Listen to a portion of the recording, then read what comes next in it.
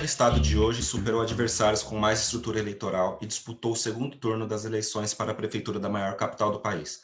Professor, bacharel em filosofia, psicanalista e escritor, ele é reconhecido como uma das principais lideranças de esquerda no Brasil e recentemente foi eleito um dos 100 líderes emergentes do mundo pela revista Time. Guilherme Boulos, muito obrigado por ter aceitado o nosso convite. Boulos, você e a bancada do PSOL na Câmara apresentaram nessa semana aqui em São Paulo a Agenda Boulos, que reúne alguns projetos que faziam parte do seu programa de governo com a sua vice, Luiz Erundina. Você poderia resumir essas propostas e dizer por que elas são importantes para São Paulo neste momento? Claro, Henrique. Olha, a agenda são 6 projetos de lei que foram apresentados na Câmara Municipal de São Paulo ontem.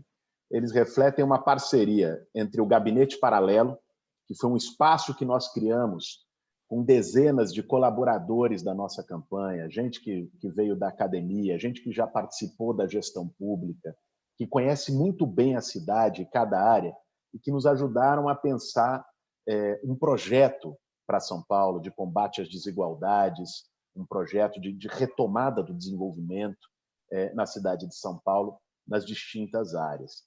O Gabinete Paralelo se organizou como um espaço de fiscalização do governo Bruno Covas e, ao mesmo tempo, de proposta.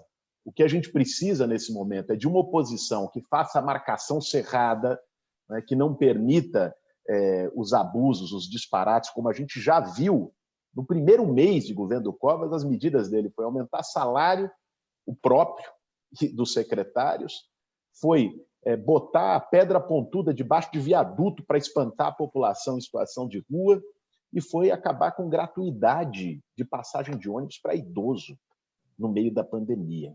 Quer dizer, então, assim, precisa de uma oposição forte em São Paulo, mas, ao mesmo tempo, uma oposição propositiva, uma oposição que apresente projeto como nós fizemos na campanha municipal aqui. Então, o Gabinete Paralelo fez uma parceria que é natural com a bancada do PSOL, uma bancada combativa, uma bancada com diversidade na Câmara Municipal, para a apresentação de 6 projetos de lei. Esses 6 projetos versam sobre várias áreas. Um deles, talvez o que esteja mais em voga nesse momento, seja o da renda solidária. Nós pautamos isso na eleição do ano passado. E, a partir dessa pressão, o Bruno Covas, depois de reeleito, estabeleceu uma renda de R$100, né? Um auxílio de R$100 mensais, e acho que por 3 meses ou 4 meses. Isso é insignificante. Insignificante perto da dimensão do problema do desemprego na cidade de São Paulo, da fome na cidade de São Paulo que voltou, e insignificante também perto do potencial do orçamento da cidade. Poderia ser muito maior, sem comprometer as contas públicas de São Paulo. Por isso, nós apresentamos um projeto que já foi uma emenda da bancada do PSOL para ampliar para R$350. Foi o debate que nós fizemos na campanha da renda solidária. Além disso, as frentes de trabalho, né? Então, você criar oportunidade de emprego para cuidar da zeladoria da cidade, um projeto de implementação de frente de trabalho por 6 meses, renováveis por mais 6, diante da situação calamitosa de São Paulo. Sendo em São Paulo, Henrique, o que você vai mais ver é porta de comércio fechado com placa de aluga. Tem mais placa de aluga do que comércio aberto na cidade. Isso não só significa a falência de pequenos empreendedores, significa desemprego. A situação do emprego na cidade de São Paulo é crítica, a situação da renda na cidade de São Paulo é crítica. E, naturalmente, da crise sanitária. Por isso, o terceiro projeto de lei é justamente o da reabertura dos hospitais e leitos que estão fechados na cidade. É um escândalo. São Paulo está chegando agora ao maior nível de ocupação de leitos de UTI desde o início da pandemia, chegando a 90% praticamente. E o que a gente vê é o Hospital Sorocabana com um andar aberto. Eu denunciei isso na campanha. Na época, eles foram lá, pintaram o muro do hospital, prometeram reabrir, nada. A gente vê o Hospital da Brasilândia novo, com mais de 80% dos leitos inativos. O Hospital Menino Jesus, em Hermelino Matarazzo, na Santa Cecília também tem. Você tem um conjunto de hospitais na cidade que o nosso projeto de lei prevê a reabertura. Além disso, tem o tema da mobilidade, passe livre para desempregado, tem o tema da educação infantil, que é fazer creches com mais gestão direta por parte do próprio município, e tem o tema da moradia popular, com locação social, a implementação de programa de locação social em áreas de intervenção urbana, incluindo prédios, imóveis que estão abandonados na região central. Pouca gente nota, Henrique, mas a crise de moradia ela se agrava conforme a crise social se aprofunda. Porque milhões de brasileiros e brasileiras nas periferias de São Paulo ou nas periferias de todo o país pagam aluguel.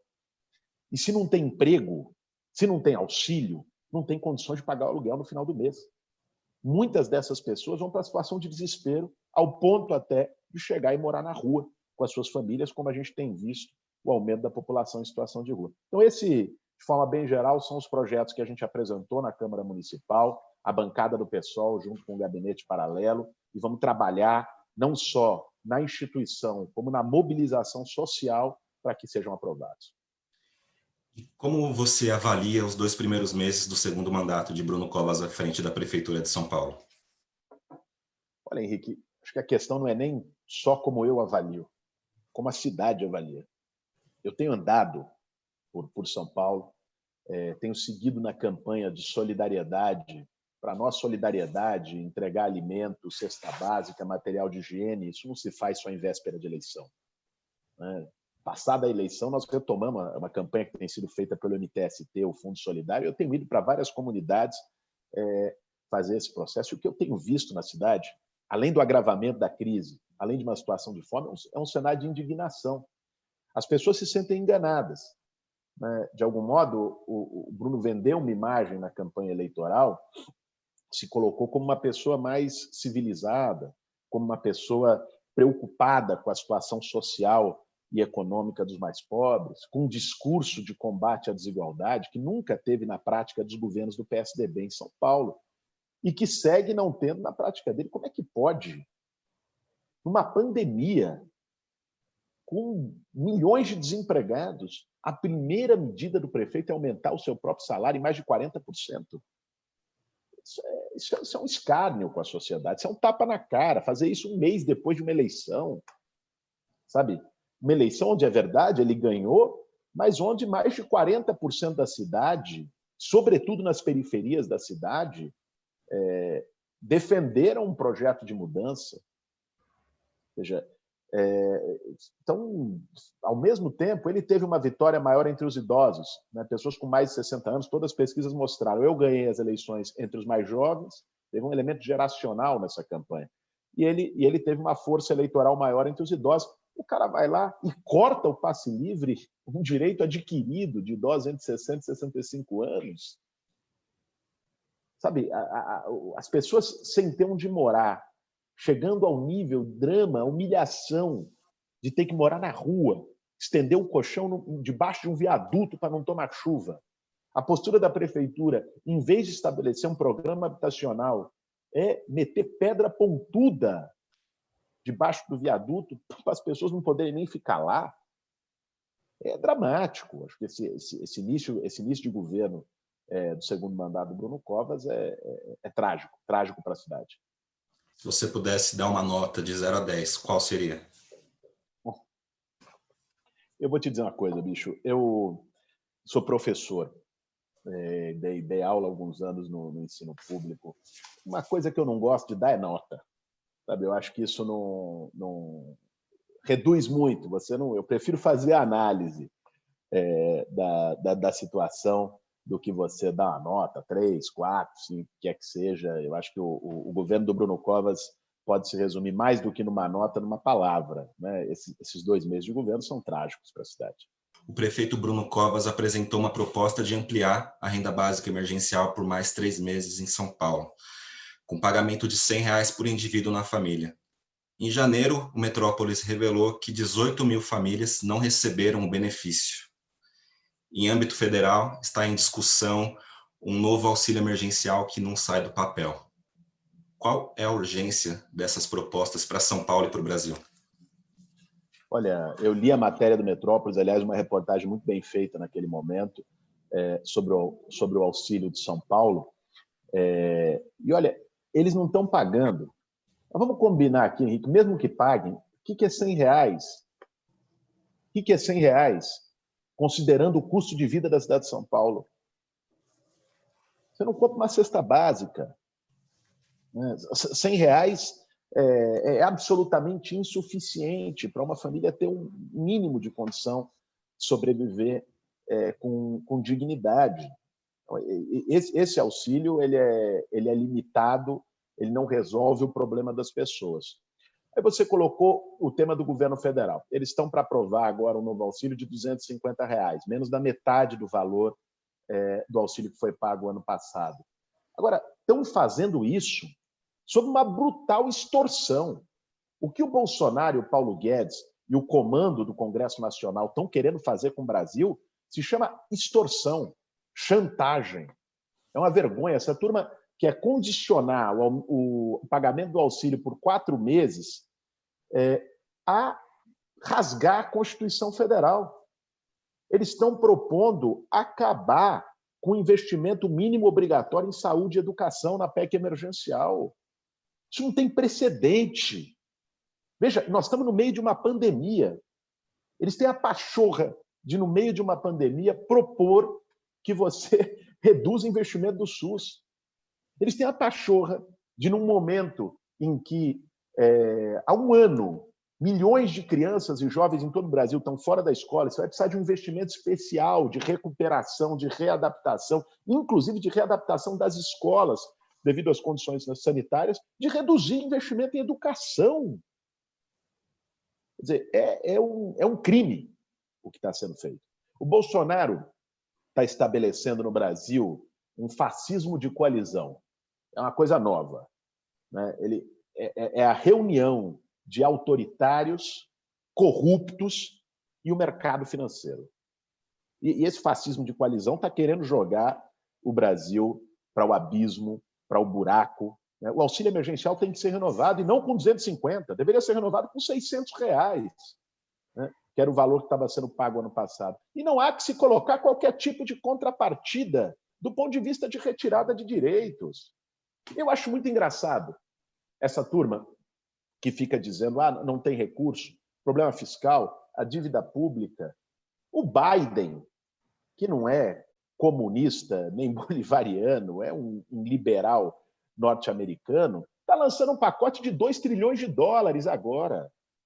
O Banco Central Europeu, que é ali um bastião da política econômica de austeridade naquele continente, né, fez ampliação da base monetária em 120 bilhões de euros, quase 800 bilhões de reais.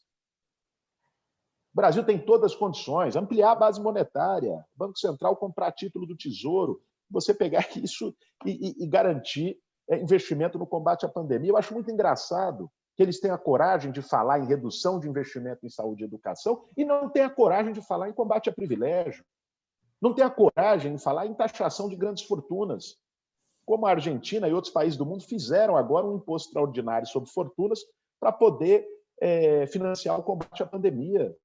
O governador de São Paulo, João Dória, e o prefeito Bruno Covas decidiram reabrir as escolas na primeira metade de fevereiro.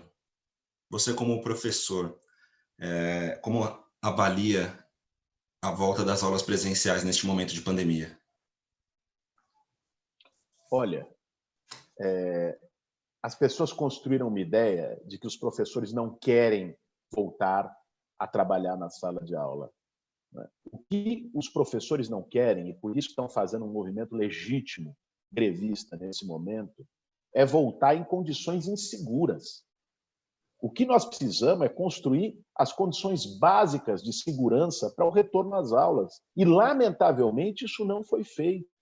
Mesmo depois de um ano de pandemia, eles tiveram todo o tempo necessário para poder adaptar as escolas. Adaptar em condições sanitárias, adaptar em condições de ventilação, adaptar com banheiros, com a garantia de fornecimento regular de água, com todas as condições. Não fizeram.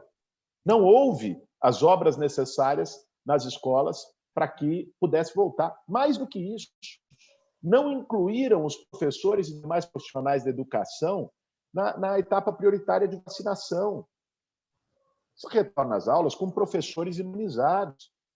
Você retorna às aulas com condições sanitárias de controle melhores nas escolas.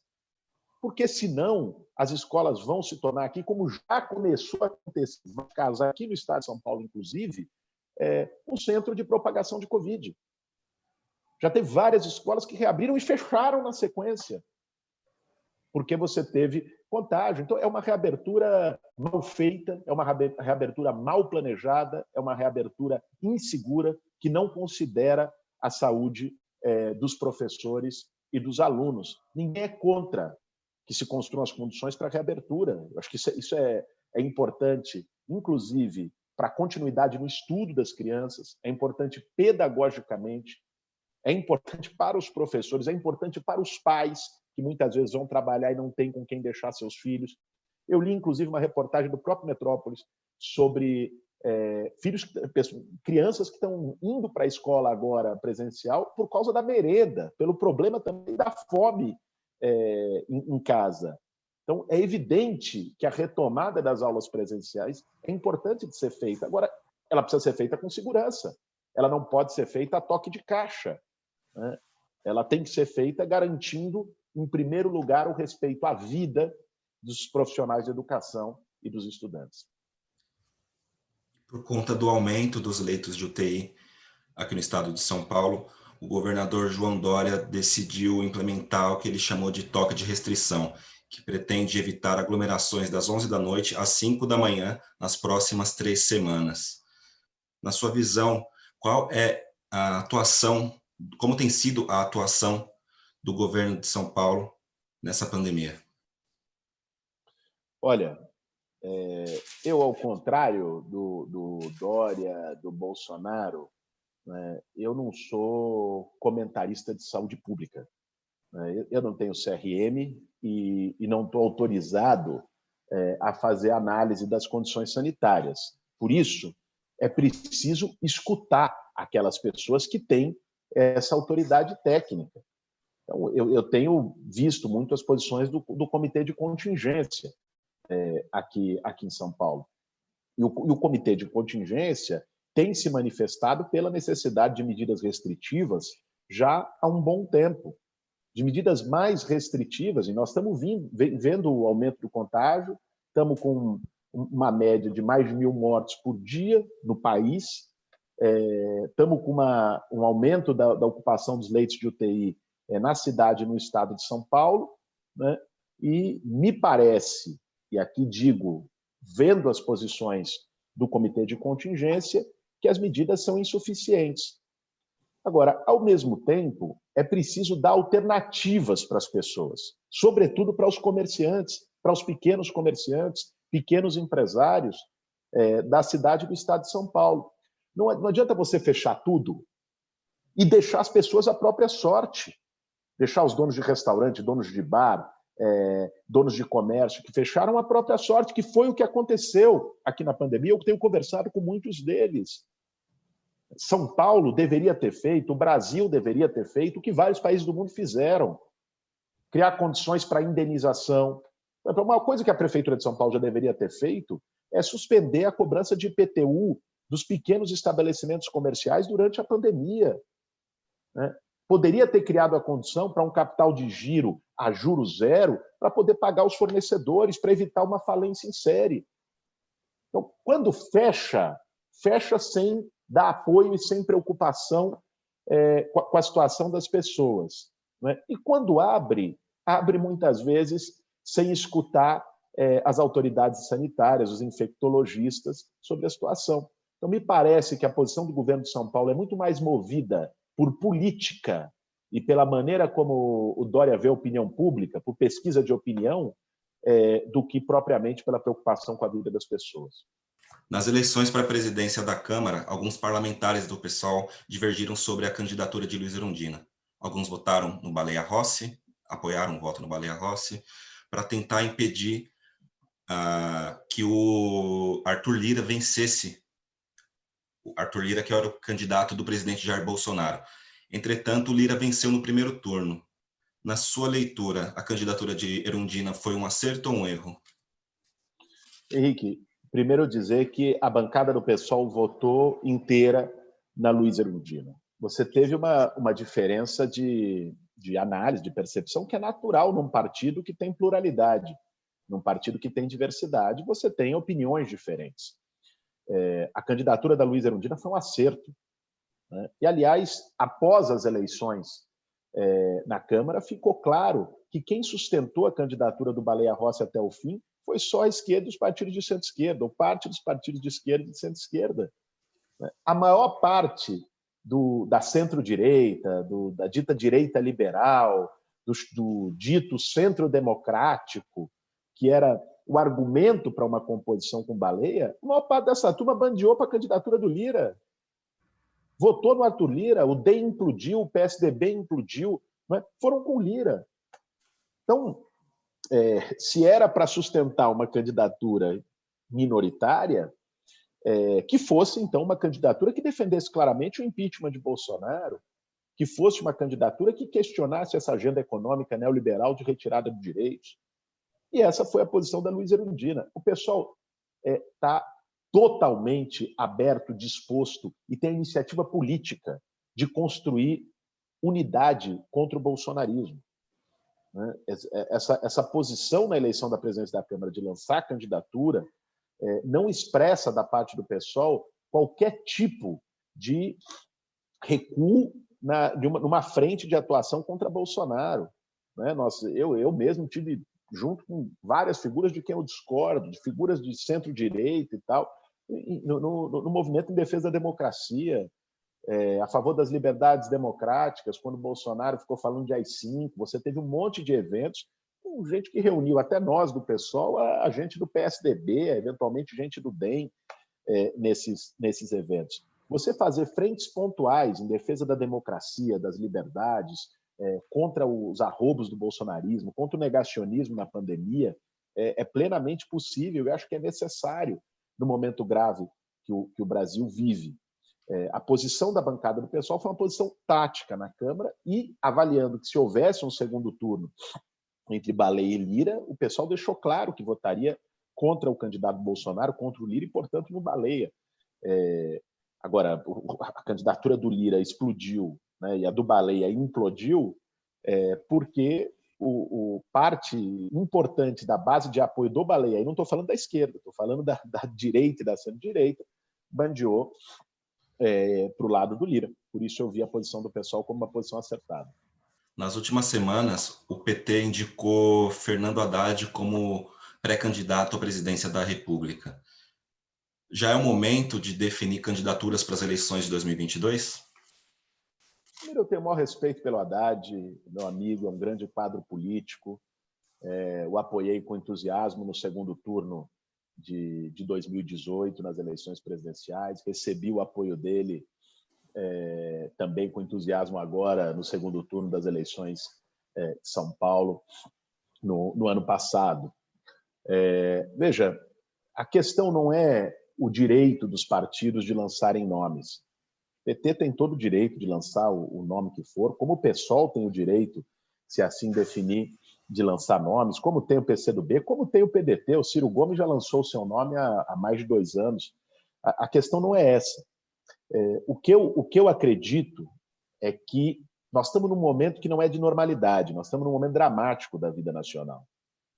E que o esforço da esquerda daqui até 2022 deve ser a construção de uma unidade para derrotar o bolsonarismo, de uma unidade do campo de esquerda em torno de um programa mínimo, claro, de um programa que envolva agenda econômica, que envolva um plano de reconstrução nacional, de um programa que envolva políticas sociais, e que eu creio que é plenamente possível da esquerda sentar numa mesa e se entender. Eu tenho defendido que a gente construa uma mesa de unidade. Tenho conversado com o Haddad, tenho conversado com o Flávio Dino, tenho conversado com uma série de dirigentes e referências do campo de esquerda e de centro-esquerda no Brasil, para que a gente possa construir uma mesa que discuta programa e que, quem sabe, crie até uma metodologia para a gente chegar a nomes comuns em 2022. A situação é muito grave e eu acho que exige da gente ter gestos de grandeza e de responsabilidade histórica.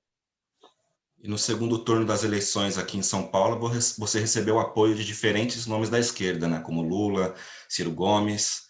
Flávio Dino, o próprio Haddad. Você acredita que possa haver um consenso entre esses representantes em 2022? É isso que eu tenho buscado. Essa mesa de unidade tem justamente esse propósito da gente construir o maior grau de unidade possível. Eu acredito nisso e vou seguir trabalhando para isso. E quanto a uma possível candidatura do atual governador de São Paulo, João Dória, à presidência da República, como você avalia isso tudo? Primeiro tem que ver como o partido dele avalia, né? Porque o que eu tenho visto é que nem dentro do PSDB essa candidatura é consenso. O governador do Rio Grande do Sul já se lançou, né? Eu acho que o Dória, a maior dificuldade dele não é nem no diálogo com outros partidos e outros setores, é de resolver o problema no próprio quintal dentro do PSDB. Agora, os projetos, as visões de país que nós temos e as visões de país que tem o João Dória são opostas, né? Há uma coincidência neste momento, por exemplo, no tema da defesa da vacina, no combate ao negacionismo, né, no enfrentamento ao bolsonarismo. Não vou nem lembrar aqui o Bolsodória de 2018, porque acho que as pessoas têm o direito de se arrepender dos erros que cometem. Mas acho que, mesmo assim, o projeto que o João Dória representa é um projeto liberal, é um projeto de retirada de direitos, é um projeto que ajudou a colocar o país nesse abismo de desigualdade que está, e o projeto que nós defendemos centra no combate à desigualdade, no combate à pobreza. Você é um militante do Movimento dos Trabalhadores Sem Teto há cerca de 20 anos, né? E o termo militante, em especial na internet, né, por conta do Big Brother Brasil 21, tem ganhado uma conotação negativa, né, para descrever pessoas que brigam por pouca coisa e brigam muito por nada, digamos assim. Você acredita que é possível que se reavalie a conotação do termo militante aqui no Brasil? Olha, eu não assisto Big Brother, ouço falar, né? Ouvi das polêmicas, das questões que teve. Deixa eu te dizer, Henrique, militância é, antes de qualquer outra coisa, um compromisso ético. A militância de esquerda é um compromisso ético com o combate à desigualdade, é um compromisso ético com valores como a solidariedade, com valores como a justiça social. Representa uma escolha que tem a ver com uma empatia, com uma capacidade da gente sentir a dor das outras pessoas, uma capacidade da gente ver alguém sofrendo e se enxergar nesse sofrimento. Essa é a base afetiva, ética da militância de esquerda. É evidente, historicamente, houve uma tentativa, não é de hoje, que parte de meios de comunicação, que parte de setores da direita, de tentar desmoralizar a militância. Já esse militante aí, será que esse cara está fazendo mesmo porque ele acredita ou ele está ganhando alguma coisa por trás? Deve receber grana, deve não sei o quê. Ou então, essa militância aí como você mencionou aí, que foi o resultado que algumas pessoas estão vendo ou concluindo do programa do Big Brother, é dizer, isso é lutar por causas inócuas, ou é ficar brigando, ou é ser chato, ou qualquer outra coisa, né? Eu acho que, às vezes, existem militantes que podem corroborar para esse tipo de visão, mas isso não pode fazer com que as pessoas construam uma imagem do que é o gesto de militância, que é, sobretudo, um gesto de generosidade, é um gesto de desapego, é um gesto de dedicar parte do seu tempo, das suas energias, que é cada vez mais raro, para projetos coletivos, para projetos que não são só individuais, que não beneficiam apenas você, mas pensar no conjunto, pensar na sociedade, pensar nas próximas gerações. Isso é militância. E te digo, a militância no Brasil nunca foi tão necessária como é hoje. Na campanha para a prefeitura em São Paulo, você foi alvo de fake news sobre invasão de casas, sobre recebimento de doação de dinheiro de empresa fantasma, assim como em 2018, nas eleições para presidente da República. Você acredita que está se criando um terreno fértil para que as fake news sejam propagadas em 2022? Olha, Henrique, as fake news já tiveram um terreno fértil e chegaram ao Palácio do Planalto em 2018.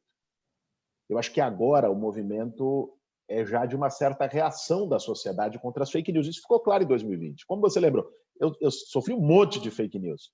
O Russomano ia na televisão e dizia que eu invadia a casa dos outros.